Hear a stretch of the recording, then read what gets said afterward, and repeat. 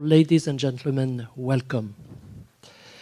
Today, we launch a report following a 2-year study on the representation of public interest in banking. This topic is central to Finance Watch mission, and the report is actually timely. Banking troubles, unfortunately, are re-emerging in Europe just when regulators are starting to relax. But first, let me thank you, the many people that are here today, by the way, who contributed to this study. With the lead authors, Duncan Lindo and Aline Fares, that will present to you shortly the report. Let me also warmly thank Aline and Duncan for the excellent work they have done on this project. This project, the result is a truly collaborative work of analysis and recommendation with, and that's very important, a bottom-up approach involving inputs from a wide range of civil society and academic experts, and therefore a very high level of representative legitimacy. Our challenge now is to turn this legitimacy into influence and change, just as we are doing with our other collaborative project that's called the Citizens Dashboard of Finance. As many of you know, the Dashboard of Finance is about measuring the impact of finance on society. And I'm extremely pleased, we are extremely pleased at Finance Watch that UNEP is now following our lead in this area.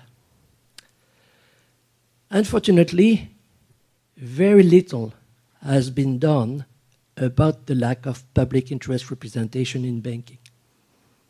Hopefully, until now, only. Whether we like it or not, we're all deeply involved with banks. Aside from our personal banking needs, services such as payments and credit allocations are very important public goods, while at the same time, bank failures can crash the economy. Yet, the public, we, the people, have little or no say over how banks are run. Society is the poorer for it. For example, and as we do pinpoint it in our dashboard that you can see on the internet website, why are 15 of every 100 euros on bank balance sheets lent to the real economy? Why only 15%? Why are 11 EU countries at risk now, at risk from a residential real estate bubble, as pinpointed last month, November 2016, by the ESRB?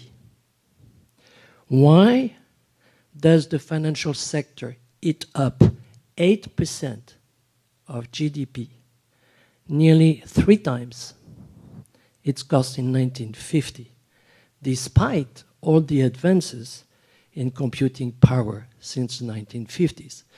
And the number I just mentioned was pinpointed in a report, in a study of June 2014 by the Institut des Politiques Publiques. The truth is that private banks affect the public interest deeply. For example, by assuming the sovereign power to create money, which makes it essential that we can regulate banks and reform them.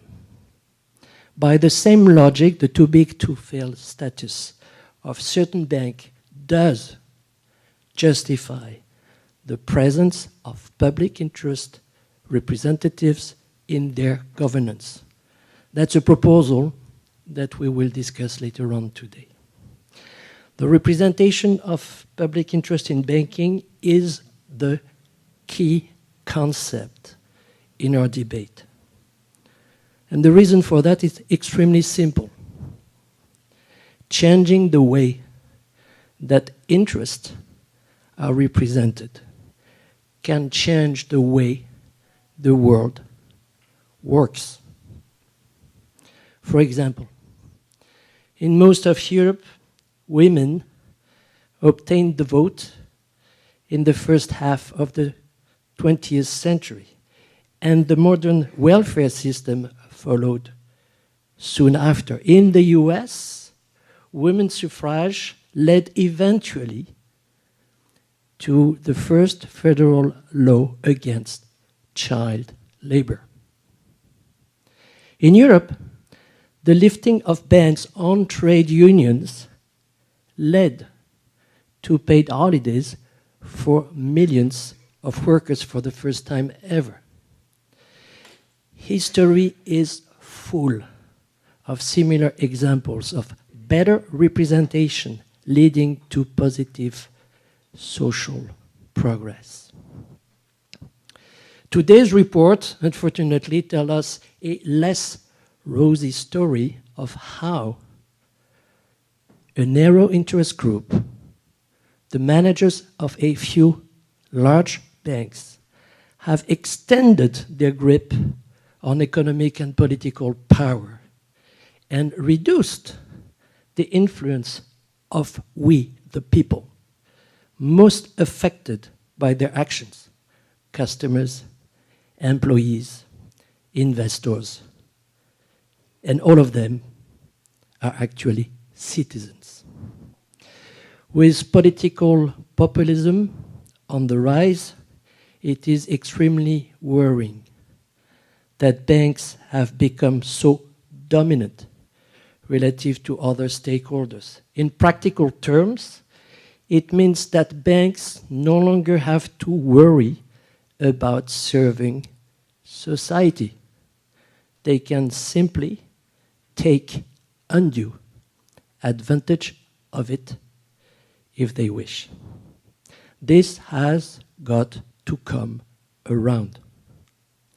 The good news is that in this report, we do have a solid list of ideas to make that change happen. Our morning panel discussion will look at how civil society can try to simplify and open up access to the heavily complex regulatory process. The afternoon panel will examine other ways to improve public interest representation in banking. In between, we will welcome some expert speakers on stakeholder banking and on what we can learn from the very highly successful tax justice movement.